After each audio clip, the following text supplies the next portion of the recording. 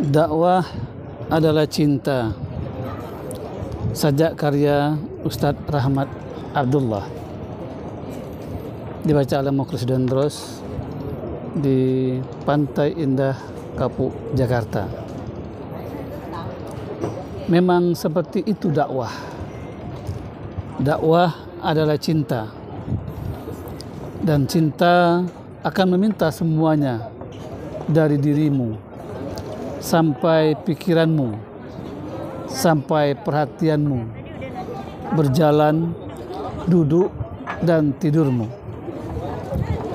Bahkan di tengah lelapmu, isi mimpimu pun tentang dakwah, tentang umat yang kau cintai. Lagi-lagi memang seperti itu. Dakwah menyedot saripati energimu sampai tulang belulangmu, sampai daging terakhir yang menempel di tubuh rentamu, tubuh yang luluh lantak diseret-seret, tubuh yang hancur lebur dipaksa berlari. Seperti itu pula kejadiannya pada rambut Rasulullah.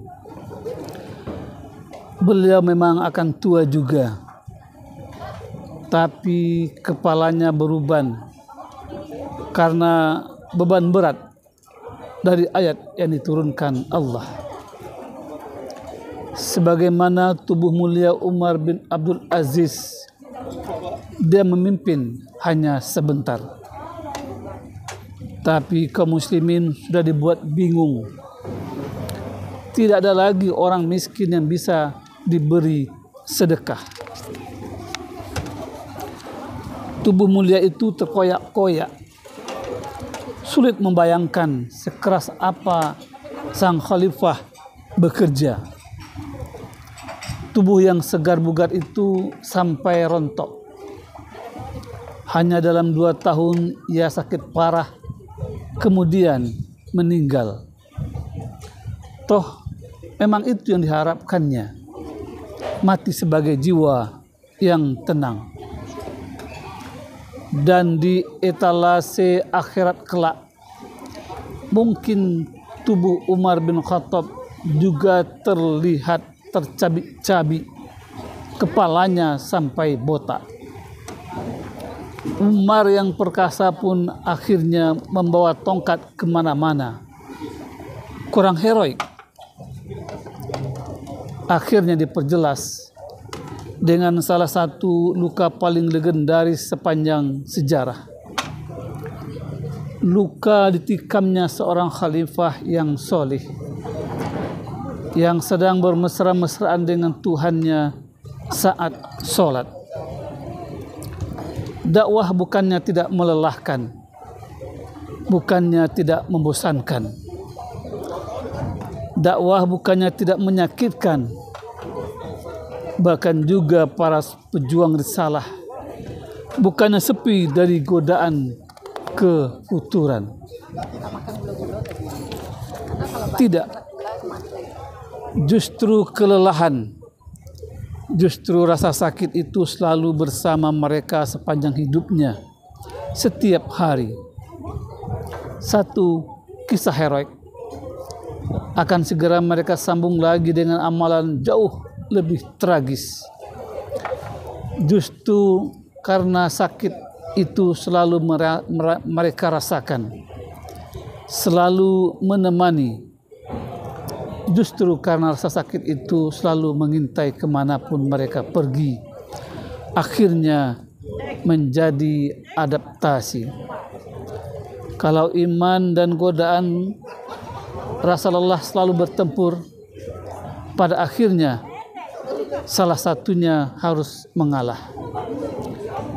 Dan rasa lelah itu sendiri yang akhirnya lelah untuk mencekik iman, lalu terus berkobar dalam dada. Begitu pula rasa sakit, hingga luka tak kau rasa lagi sebagai luka, hingga hasrat untuk mengeluh tidak lagi terlalu menggoda dibandingkan jihad yang begitu cantik. Begitupun Umar. Saat Rasulullah wafat, ia histeris. Saat Abu Bakar wafat, ia tidak lagi mengamuk. Bukannya tidak cinta pada Abu Bakar, tapi saking seringnya ditinggalkan, hal itu sudah menjadi kewajaran dan menjadi semacam tonik bagi iman.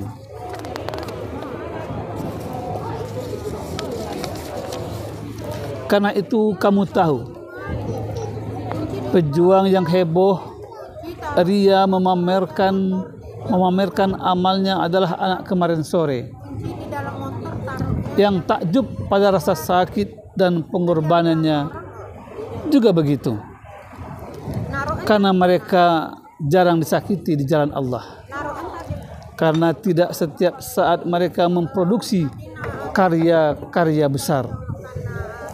Maka sekalinya hal itu mereka kerjakan, sekalinya hal itu mereka rasakan, mereka merasa menjadi orang besar, dan mereka justru jadi lelucon dan target doa para mujahid.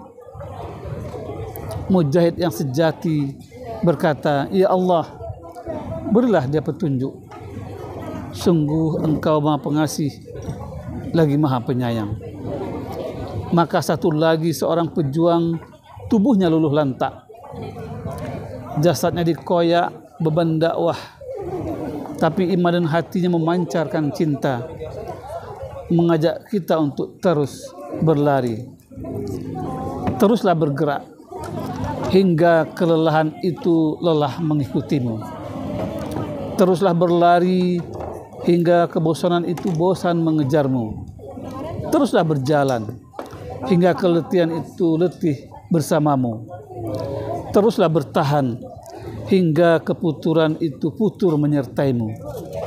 Tetaplah berjaga hingga kelesuan itu lesu menemanimu.